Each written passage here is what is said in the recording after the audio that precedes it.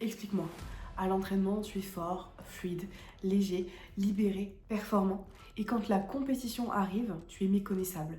Beaucoup moins rapide, beaucoup moins fluide, beaucoup moins performant. Dès que la pression monte, ton niveau s'effondre. Est-ce que tu arrives à comprendre pourquoi? Très souvent, on me dit que c'est un manque de mental, un manque de talent, un manque de confiance. Mais très souvent, ces personnes se trompent. La vérité est beaucoup plus simple que ça. C'est simplement que ton cerveau change de pilote. Et c'est très simple à comprendre. Et je vais t'expliquer comment en moins de 5 secondes reprendre le dessus sur ta performance. En fait, c'est très simple. À l'entraînement, ton cerveau se sent en sécurité. Pas de menace réelle, pas de jugement massif. Tout est plus ou moins contrôlé dans ton environnement. Ici, c'est donc ton cortex préfrontal qui dirige ton entraînement. Le cortex préfrontal, c'est cette zone de ton cerveau qui te permet d'analyser rapidement, de prendre des décisions fluides, d'être créatif, d'accéder à tes automatismes. C'est en quelque sorte le mode performance. Mais en compétition, ton cerveau ne voit plus un terrain de sport. Il voit une menace, un risque, une sortie de zone de confort, un risque de défaite, un risque de jugement, un risque de décevoir, un risque de perte de statut. Bref, pour ton cerveau, c'est plus du tout de la sécurité et du confort, c'est vraiment un mode survie qui s'active. Et quand le cerveau détecte une menace, il switch. Il passe de la zone préfrontale à l'amygdale, qui est une toute petite glande au cœur de ton cerveau qui, elle, va réagir en cas d'alerte, de danger. Et l'amygdale, elle cherche pas à performer, elle cherche à survivre. Et sa mission, elle est simple. Pas gagner, pas briller, juste éviter le danger.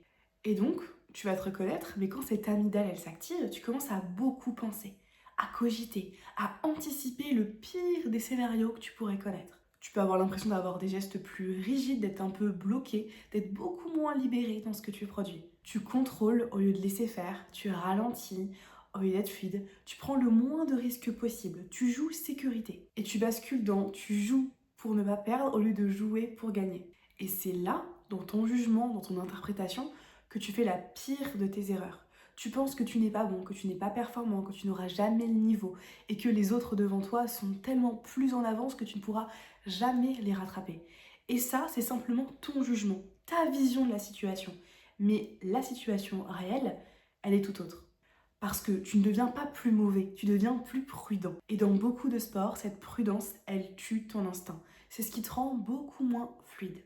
Et plus tu essayes de forcer, plus tu essayes de te convaincre, plus tu essayes de continuer, plus tu vas te dire, il y a une erreur, j'y arriverai pas, j'en suis pas capable. Et donc, ça augmente encore cette alerte. Et tu l'as compris, on rentre dans une boucle infernale où tu peux abandonner, où tu peux totalement être démotivé, où il peut y avoir aussi des blessures si tu ne sont pas alignées avec tes objectifs. Bref, il faut casser cette boucle tout de suite. Et souvent, le premier réflexe qu'on va avoir, c'est se motiver. On se remet des objectifs, on s'auto-encourage, etc. Mais ça ne changera rien.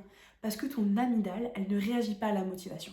T'as beau être motivé, t'as beau avoir de l'engouement autour de toi, ça va durer 5 secondes.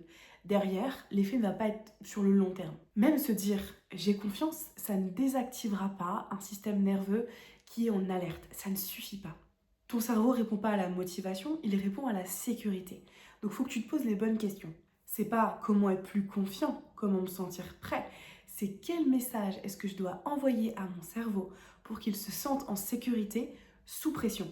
Et pour ça, je te propose le protocole complet que les meilleurs sportifs de haut niveau utilisent pour reset un petit peu leur amygdale et retrouver cette zone de sécurité. Premièrement, pense à élargir ton regard.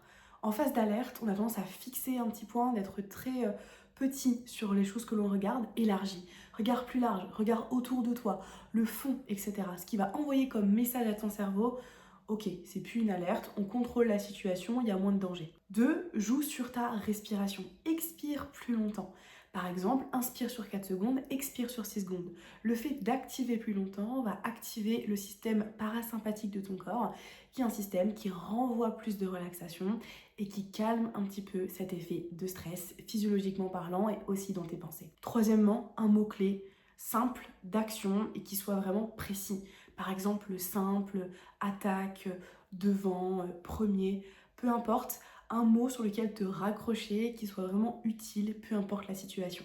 Et 4, une micro-action physique, se taper les mains, se redresser, réajuster un vêtement, peu importe. Refaire quelque chose de physique pour te reconnecter à ton corps et à l'instant présent. et plus dans l'anticipation de quelque chose, mais bien ici, physiquement, je maîtrise les choses parce que je suis là, parce que je touche du concret. Ce que tu dois retenir, c'est que les meilleurs ne sont pas ceux qui ressentent moins de pression, c'est simplement ceux qui ont appris à gérer la pression et à rebasculer dans un système cérébral qui leur permet d'être efficaces, peu importe la pression autour d'eux. La différence entre eux et toi aujourd'hui, c'est simplement qu'ils ont appris à faire ce processus et qu'ils le font plus rapidement, depuis plus longtemps. Et donc ça veut dire que plus tu l'entraînes, plus tu analyses tes comportements et les symptômes que tu as sous pression, plus tu seras en capacité de le refaire rapidement en compétition. Et petit à petit, la compétition, elle ne va pas simplement révéler ton niveau. Elle va aussi révéler ta capacité à gérer et à réguler ton stress sous pression. Et si tu veux continuer à apprendre comment entraîner ton cerveau pour performer, je te conseille de t'abonner.